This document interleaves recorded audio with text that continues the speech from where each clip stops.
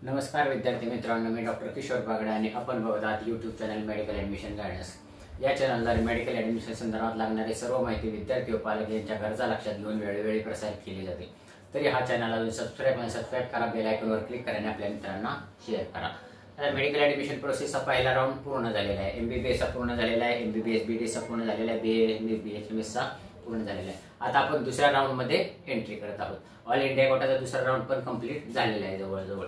तर आता आपला आजचा विषय आहे MBBS BDS second round Maharashtra काउन्सिलिंगचे नियम काय काय आहेत। तर मित्रांनो, तुम्हाला सगळ्यांना माहितीच आहे की पहिला राऊंड हा फ्री राऊंड होता, फ्री एक्झिट होतं। त्याच्यामुळे तुमच्या काही चुका झाल्या तरी तुम्हाला मान्य होण्यासारख्या गव्हर्नमेंटने पण ते मान्य केलेलं होतं की विद्यार्थी आहेत चुकू शकतात, त्याच्यामुळे पहिला राऊंड हा फ्री राऊंड द्या, तुमची कुठलीही चूक क्षम्य होती। पण मित्रांनो, दुसऱ्या राऊंड पासून तसं नाहीये। तर दुसऱ्या राऊंड पासून तुम्ही क्यूट राहायला पाहिजे। तुम्हाला पण लक्षात आलेल्या आहेत गोष्टी की हे खूप अवघड गोष्ट आहे, वेळच्या वेळेवर व्यवस्थित करायला पाहिजे।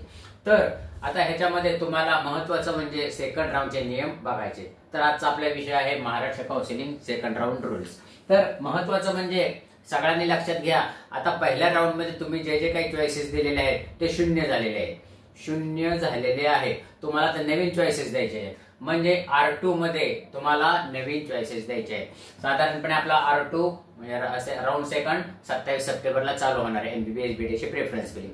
तर 27 तारखेला सर्वांनी नवीन चॉईसेस द्यायचे। पहिले चॉईसेस शून्य झालेले आहेत आणि ते चॉईसेस तुम्ही चेंज करू शकता, खालचं वरचं खाली करू शकता, डिलीट करू शकता। जर समजा तुम्ही पहिल्या राऊंडला जर समजा 30 चॉईसेस दिलेले असतील, 40 चॉईसेस दिलेले असतील तर तुम्ही थोडे चॉईसेस देऊ शकता। आता जर समजा दुसऱ्यांच्या ज्यांना कॉलेज मिळालेलं आहे, धरून चालू एखाद्याला MBBS मिळालेलं आहे, VMचं मिळालेलं आहे, आमच्या सोलापूरचं VM मेडिकल कॉलेज मिळालं, तर तो फक्त बीजे टाकू शकतो आणि मुंबईचे टाकू शकतो, त्याने काही खालचे टाकायची गरज नाही। म्हणजे सेकंड राऊंडला तुम्ही तेवढे चॉईसेस टाका जेवढे तुम्हाला पाहिजे। आता आपण दुसऱ्यांदा काय काय करायचंय, तर सेकंड राऊंड मध्ये कोण कोण भाग घेऊ शकतो? ज्यांनी पहिल्या राऊंडला चॉईसेस फिल केलेले नाहीत, विसरलात, तो सुद्धा भाग घेऊ शकतो। पहिल्या राऊंड मध्ये जॉईन केलेले आहे पण स्टेटस अटेन्शन फॉर्म भरलेला नाही, तो पण सेकंड राऊंडला एलिजिबल आहे। पण पहिल्या राऊंडला ज्याला कॉलेज मिळालेलं आहे त्यांनी जॉईन केलेलं नाही, काही कारण असतो, तरी तो सेकंड राऊंडला जाऊ शकतो।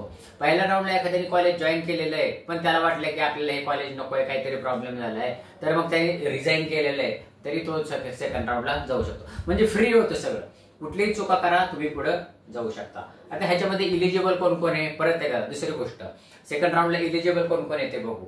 Register candidate but not filled choices, ज्यांनी पहिल्यांदा रजिस्टर केलेलं आहे पण त्यांनी पहिल्या राऊंड चॉईसेसच टाकले नाही, काही कारणास्तव टाकलेले नाही, विसरला किंवा इतर काही कारण त्याच्या होते ते टाकले, तो चॉईसेस टाकू शकतो आणि सेकंड राऊंड मध्ये भाग घेऊ शकतो।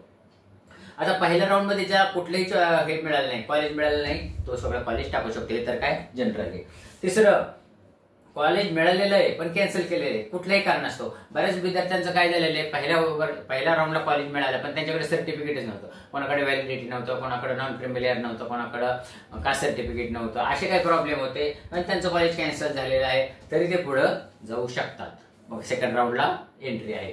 आता त्याच्यामध्ये आता जर समजा ह्याच्यामध्ये अजून एक मेक आहे, पहिल्या राऊंडला कॉलेज मिळालेलं आहे, पहिल्या राऊंडला कॉलेज मिळालेले, पण एखाद्या विद्यार्थ्याला वाटतं की नाही आपण वेट करायचं आहे, कॉलेज आपल्याला बरं आहे, पण सेकंड राऊंडला अपग्रेडेशन करायचं नाही, तर मग तो त्याने काय करायचं, सेकंड राऊंडला चॉईस फिलिंग करायची नाही। लक्षात घ्या, एखाद्याला वाटतंय की आपल्याला पहिल्या राऊंडला मिळालेलं कॉलेज ठीक आहे पण आपल्याला डायरेक्ट तिसऱ्या राऊंड मध्ये जायचंय, तर मग त्याने सेकंड राऊंडची चॉईसेस फिलिंग करायची नाही, सेकंड राऊंडची चॉईस फिलिंग करायचीच नाही, त्याला पहिल्या राऊंडचं कॉलेजेस तसंच राहतं।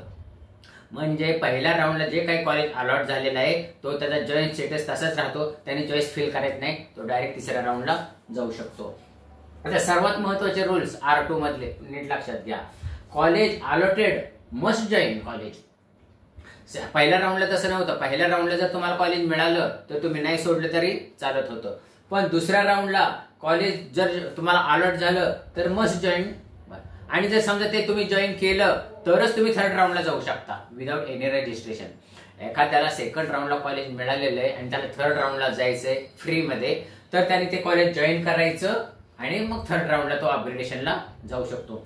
बरेच माझ्या कानावर गोष्टी आल्यात की बरेच जण इथं कॉलेजवाले सांगतात की नाही सेकंड राऊंडला तुम्हाला कॉलेज आलं तर तुम्हाला घ्यावंच लागेल आणि अपग्रेडेशन नाहीये, अपग्रेडेशन होणार नाही. तर मित्रांनो तसं नाही, सेकंड राऊंड मधून थर्ड राऊंड मध्ये तुमचं अपग्रेडेशन आहे, फक्त तुम्ही त्या सेकंड राऊंडच्या कॉलेजला जॉईन व्हायला पाहिजे. पण ह्याच्यामध्ये दुसरं परत काय आहे, तुम्हाला दुसरं सेकंड राऊंडला कॉलेज मिळालेलं आहे आणि तुम्ही ते घेतलं नाही.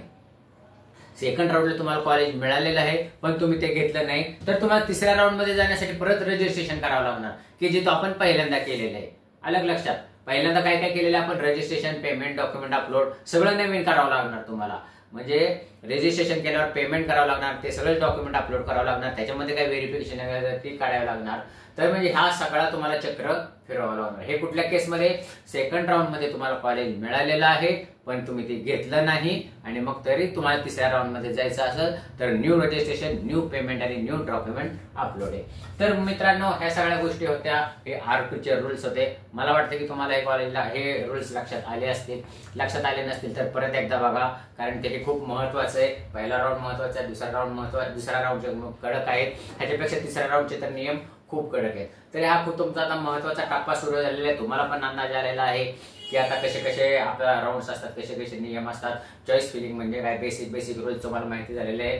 तर आता अशा रीतीने तुम्ही सेकंड राऊंडला सामोरे जावा. या अशाच माहितीपूर्ण व्हिडिओसाठी हा चॅनल सबस्क्राईब करा, बेल आयकॉनवर क्लिक करा आणि आपल्या मित्रांना शेअर करा, कारण हा चॅनल तुम्हाला मेडिकल ऍडमिशन संपेपर्यंत तुमच्याबरोबर राहणार आहे. एवढं करून आजचा विषय थांबवतो. जय हिंद, जय महाराष्ट्र.